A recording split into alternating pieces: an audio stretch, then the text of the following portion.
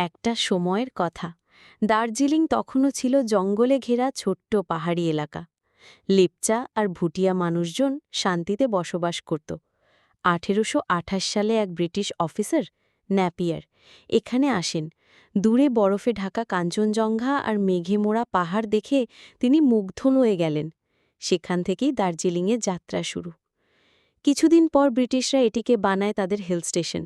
১৮৪০-এর দিকে শুরু হয় দার্জিলিংয়ের বিখ্যাত চা বাগান। আর অল্প সময়েই এই চা পৌঁছে যায় পৃথিবীর নানা প্রান্তে, চ্যাম্পিয়ন অফ টিজ নামে। ১৮৮১ সালে দার্জিলিংয়ে চালু হয় ছোট্ট টয় ট্রেন।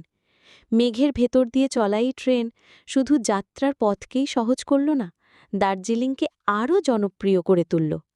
তারপর থেকে গরমের ছুটি হোক বা শীতের আনন্দ, দার্জিলিং হয়ে উঠল সবার স্বপ্নের জায়গা।